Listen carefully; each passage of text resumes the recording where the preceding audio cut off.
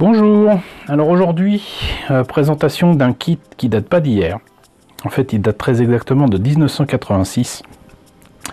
C'est un kit qui sort vraiment de l'ordinaire par contre, qui est issu de la collection de maquettes de Bandai ou 144 de la série Double Zeta Gundam, qui fait donc suite, on l'aura deviné immédiatement, à la série Zeta Gundam. Double Zeta Gundam a lancé quand même pas mal de, je dirais, de design assez étrange à ce milieu des années 80. Avec Double Zeta Gundam, je vous en ai présenté quelques-uns, mais on est loin d'avoir fait le tour. Là, je viens de retomber là-dessus, sur le Jamroofin, et je trouve le design quand même franchement intéressant, et surtout, la boîte est magnifique.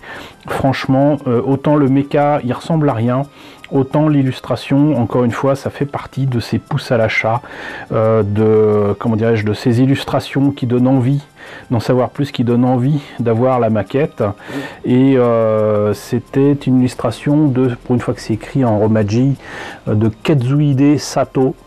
Donc voilà, bravo à monsieur Sato Katsuhide.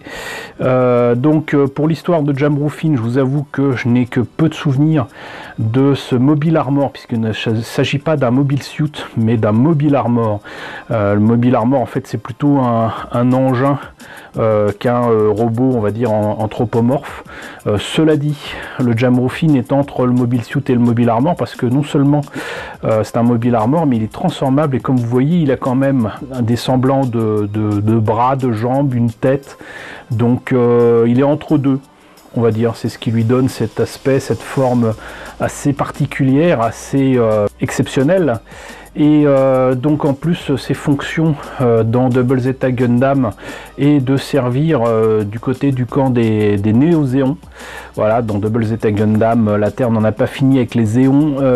Les Néo-Zéons ont développé d'autres technologies. Ceux-là viennent en plus, je crois, du côté de Saturne ou de Jupiter. Ils sont venus d'ailleurs avec carrément une colonie qui n'est pas en forme de colonie comme dans Gundam habituellement, mais carrément, je crois carrément une espèce d'astéroïde ou quoi, qu'on retrouve d'ailleurs dans Char's Counter-Attack, si je me souviens bien.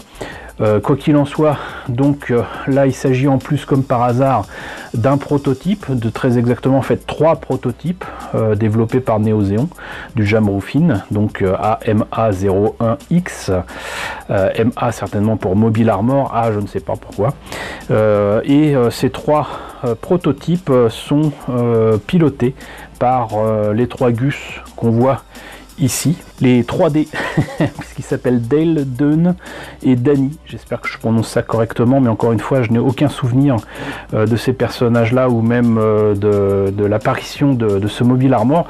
J'ai vu Double Zeta Gundam il y a très longtemps, grâce à l'ami Junichi, coucou Jun, qui m'avait prêté les laserdiscs, et donc j'ai pu voir ça uniquement en japonais. Mais à une époque où Gundam non seulement n'était pas connu en France, mais surtout était totalement indisponible en termes de droits en France, hein, surtout vidéo. Donc voilà, je ne sais pas ce qu'il en est de la particularité de ce mobile armor, ce qu'ils sont au début, au milieu, à la fin de la série, je ne sais pas. Quoi qu'il en soit, de cette série de Double Zeta Gundam, on notera quand même cette particularité de méca design assez farfelu. Et je note surtout que là il y a écrit 160, est-ce que je l'ai acheté 160 francs? C'est possible, je ne sais plus, sincèrement. Voilà, depuis que j'ai passé le demi-siècle, j'ai une bonne excuse pour dire que je ne sais plus. Mais le pire, c'est que c'est vrai. Par contre, au Japon, il était vendu à 700 yens, ce qui nous fait à peu près 5 euros. Et là, on voit là aussi des illustrations, encore une fois, poussées à l'achat, d'autres mechas de Double Zeta Gundam ou 144. Je sais plus, c'est pas le Dromédine celui-là, je sais plus les noms. Mais en tout cas, celui-là est sorti il n'y a pas très longtemps au Japon, ou un centième, enfin. Mais voilà, il y avait quand même des trucs assez particuliers. Et là, on a le modèle monté et peint. Et là, vous voyez que c'est une autre histoire. C'est-à-dire que entre l'illustration qui est magnifique sur la boîte et le résultat, je dis pas que c'est décevant. On est proche de l'Ambrabi, que je vous ai pas encore présenté, je ne crois pas. Mais voilà, c'est c'est étonnant. Bon, cela dit, on a fait le tour de la boîte, donc il est temps de voir à l'intérieur ce que ça donne. Alors j'ai envie de dire, comme tous les kits de cette époque-là, notice de montage superbe, en grande partie en couleur. Donc les pièces en présence, voilà. Des illustrations issues du dessin animé. Là c'est tout petit, ça se devine à peine, mais donc le Jamroofin apparemment est prévu pour être amélioré, complété avec d'autres éléments, un peu comme le fait le Double Zeta Gundam. Ici on le reconnaît encore. Là j'ai du mal à voir où se trouve le Jamroofin. Est-ce qu'il est au bout là? Je pense qu'il est là. Voilà, mais celui-là il a de la tronche aussi. C'est peut-être développé dans Gundam Sentinel, sincèrement je ne sais plus. Voilà, et sinon donc voilà ce que ça donne une fois monté et peint. Et là vous voyez que franchement il ressemble pas à grand chose.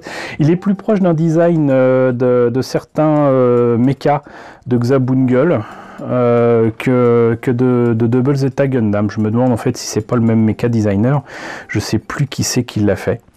Peut-être Monsieur Kobayashi, je ne sais plus. Mais bon.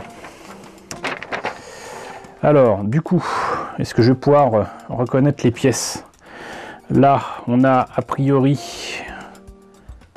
les bras avec les griffes qui vont avec. Là, on a peut-être le corps de l'appareil. Ici, de très très grands pieds. Ensuite, le reste des jambes. C'est peut-être du Mamoru Nagano, vu la gueule des panards. Bon, là, la tête, la coiffe de la tête, on va dire. Des épaules, si c'en est. Et voilà. Donc, la transformation est assez simple. On recouvre la tête. Les bras servent à faire cette espèce de cône là à l'avant. On enlève les mains. Et voilà. Alors, je note que je n'ai jamais ouvert les sachets. Donc, je vais le faire pour vous, pour que vous voyez un petit peu les détails. Mais dites-vous bien que c'est quand même un objet de pratiquement 35 ans que j'ouvre là. Et la preuve que c'est pas une réédition, on a, comme pratiquement toutes les maquettes japonaises des années 80, le petit tube de colle qui va bien. Alors évidemment, depuis le temps, ça doit être sec dedans ou totalement inutilisable. Mais à l'époque, ils accompagnaient souvent leur maquette d'un petit tube de colle.